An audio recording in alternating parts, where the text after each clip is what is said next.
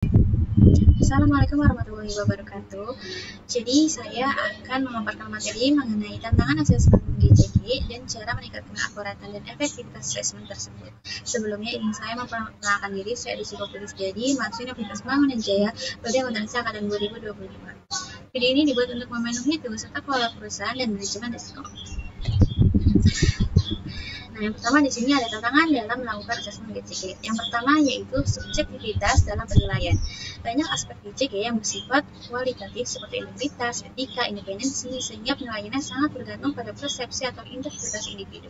Hal ini berisiko menghasilkan penilaian yang tidak konsisten antar penilaian. Yang kedua yaitu kurangnya data yang transparan dan lengkap. Beberapa perusahaan tidak sepenuhnya terbuka atau tidak menyediakan dokumentasi yang lengkap, seperti rapat dewan komisaris, laporan kepatuhan, atau kebijakan internal. Minimnya informasi ini membuat proses penilaian tidak menyeluruh. Yang ketiga yaitu ketidaksesuaian dengan realitas lapangan. Praktik GCG yang tertulis di dokumentasi belum tentu diterapkan secara nyata. Banyak perusahaan yang hanya fokus pada pemenuhan formalitas atau checklist compliance tanpa membangun budaya tata kelola yang sebenarnya. Yang keempat yaitu pengaruh kepentingan internal. Penilaian GCG yang dilakukan oleh internal auditor atau tim manajemen bisa dipengaruhi oleh konflik kepentingan seperti tekanan dari atasan atau keinginan untuk menunjukkan hasil yang baik demi reputasi. Kemudian yang kelima yaitu kurangnya pemahaman tentang prinsip GCG. Tim yang melakukan asesmen terkadang belum memiliki pemahaman menyeluruh mengenai prinsip-prinsip GCG, yaitu yang berupa transparansi, akuntabilitas, tanggung jawab, independensi, dan kewajaran, sehingga penilaian menjadi dangkal.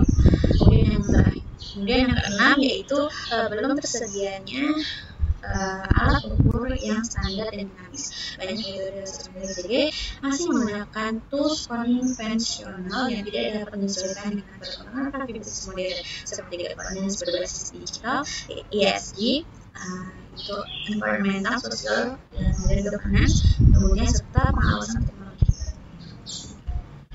Kemudian di sini ada beberapa saran untuk meningkatkan akuratan dan efektivitas asesmen GCG tersebut.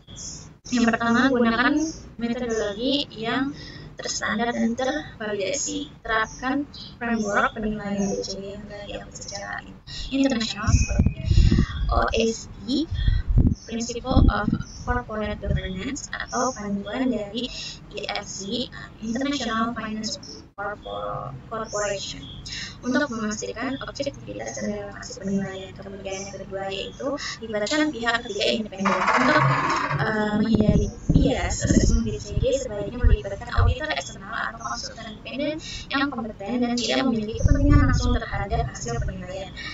Kemudian yang ketiga yaitu tingkat transparansi dan akses data.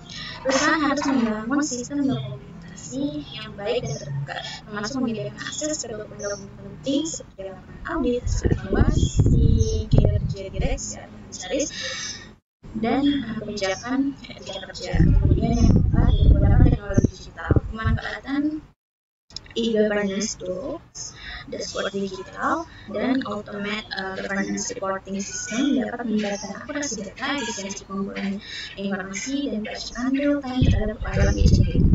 Kemudian yang kelima yaitu pelatihan untuk tim penilai. Sediakan pelatihan insentif dan sertifikasi tentang GCG bagi tim penilai internal agar mereka memahami prinsip, indikator, dan dinamika terbaru dalam tata kelola perusahaan. Kemudian yang keenam yaitu evaluasi berdasarkan kinerja nyata, bukan hanya kepatuhan dokumen. Jadi asesmen tidak cukup hanya melihat kelengkapan dokumen, tapi juga harus menilai efektivitas implementasi di lapangan, seperti pelaksanaan fungsi pengawasan, penanganan konflik kepentingan, dan etika bisnis yang dijalankan. Dan yang terakhir yaitu yang ketujuh, integrasi GCG dengan risk management dan sustainability. GCG harus dilihat secara holistik dan diintegrasikan dengan manajemen risiko, kepatuhan hukum, dan keberlanjutan (ESG). Hal ini akan menciptakan penilaian yang lebih menyeluruh terhadap tata kelola perusahaan Jadi kesimpulannya asesmen GCG menghadapi banyak tantangan mulai dari subjektivitas hingga keterbatasan data. Namun dengan penerapan metodologi yang tepat, pelibatan bilik independen, penggunaan teknologi, dan peningkatan kapasitas penilaian, proses penilaian GCG dapat menjadi lebih objektif, akurat, dan berdampak nyata dalam mendorong tata kelola perusahaan yang sehat dan berkelanjutan. Sekian mohon saya, kurang lebih maaf. Assalamualaikum warahmatullahi wabarakatuh. Terima kasih.